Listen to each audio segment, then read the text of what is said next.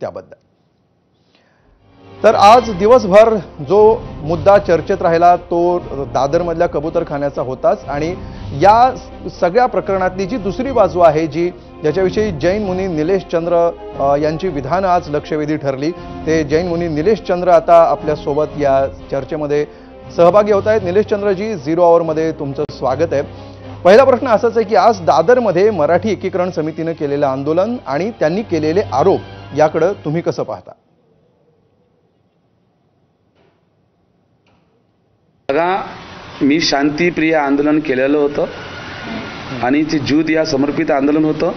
त्याच्यामध्ये काही शस्त्र आम्ही काढले नव्हते और नाही आम्ही कधी शस्त्र काढणार आहे आणि कधी काढले आहेत। मराठी एकीकरण समिती आहे ते म्हणते मुनीजीने शस्त्राची भाषा बोलली, कशा बोलले? अरे भाई, मी कशामुळे मग करू? आम्ही हिंदू आहेत ना, आम्ही जैन लोक हिंदू आहेत आणि मराठी लोकांचा सन्मान आम्ही करतो।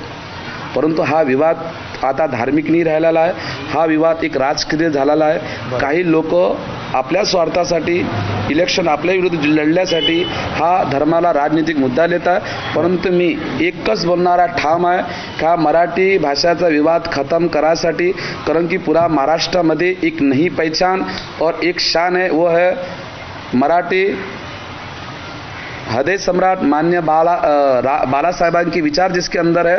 मराठी हृदय सम्राट राज साहेबांकडे मी जाणार आहे आणि त्यांना सांगणं आहे की कायमसाठी हा मराठी भाषे प्रांत अलग अलग मला काही घेणं देणं नाही, फक्त मराठी आणि गुजरातीचा, मारवाडी आणि गुजरातीचा आणि मराठीचा आवाज खतम झाला पाहिजे।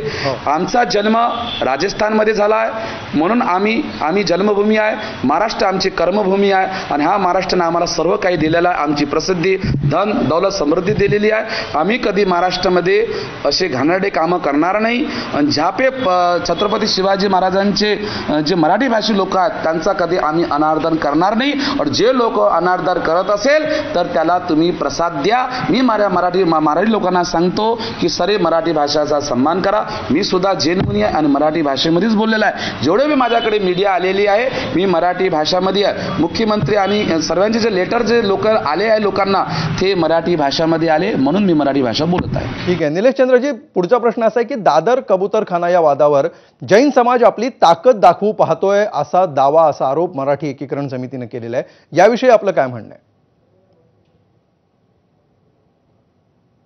बघा, ह्या जैन समाजमध्ये आता दुसरे आंदोलन होता मराठा आरक्षणासाठी। कधी आम्ही आरक्षण मागितलं नाही।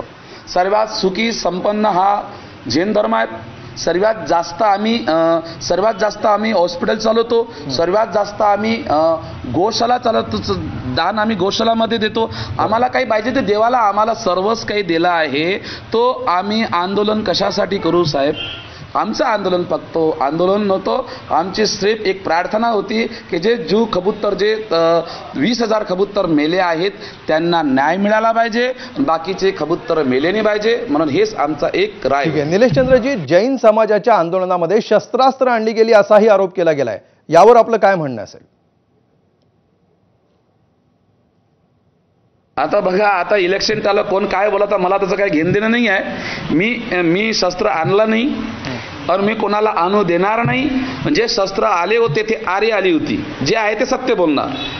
लोक मला म्हणतात की महाराज तुम्ही आरीचा उपयोग करू नका, पण ते ताडपत्री कापासाठी ते आरी आणली होती आणि ते बंबू काढण्यासाठी आणली होती। ती कोणासाठी? मारासाठी आली, सिर्फ जीवदयाचे पालन करण्यासाठी आली होती। आम्ही कोणाला माराला कोणाला काटाला करत नाही, पण जे लोक हा धार्मिक काय करायला राजनीतिक मोड नेत आहे ती मराठी आणि मराठी गुजराती विवाद हमेशासाठी संपला पाहिजे। मी मान्य माझ्या सकल जैन समाजकडून, माझ्या महावीर मिशन ट्रस्टच्याकडून, महाराष्ट्र गौरक्षा गौ संघर्ष करून एक हिंदूवादी जैन मुनी म्हणून मी तुमची प्रार्थना करतो। आम्हाला हिंदवी स्वराज्य घडायचं आहे। मान्य राजसाहेब, तुमचं नम्र निवेदन आहे, तुम्ही मराठी हृदय सम्राट तुम्हाला पुरा महाराष्ट्र म्हणतात, म्हणून मी न्यायासाठी तुमच्याकडे येणार आहे। तुम्ही आम्हाला न्याय द्या आणि हा मराठी, मारवाडी आणि गुजरातीचा विवाद संपवा।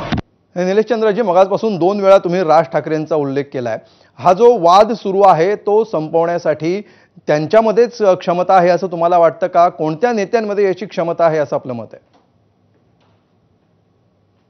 बात सुना, हिंदू मान्य मुख्यमंत्री एकनाथ शिंदे पण देवेंद्र फडणवीस आहे, पण हा आता हिंदुत्वाचा मुद्दा आणि हा प्रांतप्रांती म्हणजे आम्ही प्रांतप्रांती नाही आहे, आम्ही व्यापारी आहेत. मराठी आणि गुजरातीचा विवाद संपासाठी मान्य मराठी हृदय सम्राट राजसाहेबाकडे आम्ही जाणार आहे.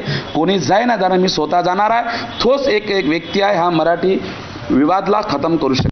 ठीक आहे, यावर मनसेकडून काय प्रतिक्रिया येते हे आम्ही पाहूच. मात्र कबूतरखान्यावरून जो मराठी अमराठी वाद पेटवला जातोय, हा वाद तुम्ही कसा पाहता? हा वाद मुद्दामून पेटवला जातोय असं वाटतंय का? हा, मला असं माझं लोक म्हणतात म्हणून नाही, पण हे BMCC इलेक्शन येते त्याच वेळेने हे कोंबडीनं कबूतर का बरं मधात येते? आता तुम्ही समजून जा, माझा इशारा कुकडे आहे. ठीक आहे. आणि शेवटचा प्रश्न, जैन समाज आणि मराठी एकीकरण समितीला तुम्ही काय आवाहन कराल? दोघांनाही काय आवाहन कराल? मराठी एकीकरण समिती आम्ही सर्व हिंदू बांधव आहेत, आम्ही सर्व जैन हिंदूच आहे, बरोबर. मराठी भाषेचा जिथे जर अपमान होत असेल तर आम्ही जैन समाज बी तुमच्या संग ठाम उभं राहणार आहे. मी आत्ताही सांगतो, महाराष्ट्रामध्ये आमचा कर्मभूमी आहे. महाराष्ट्राने आम्हाला सर्व समृद्धी दिली आहे. जिथे छत्रपती शिवाजी महाराजांचा अपमान होईल त्या व्यक्तीला आम्ही पण दंड देणारा मराठी माणसासंग पाऊलचे पाऊल संग राहणार आहे. ठीक आहे, निलेश चंद्रजी, खूप खूप धन्यवाद. आपण ABP माझाला वेळ दिलात आणि 0 आवरमध्ये आपली भूमिका स्पष्ट केलीत त्याबद्दल. यानंतर एका छोट्याशा ब्रेकसाठी आपण थांबणार आहोत आणि ब्रेक नंतर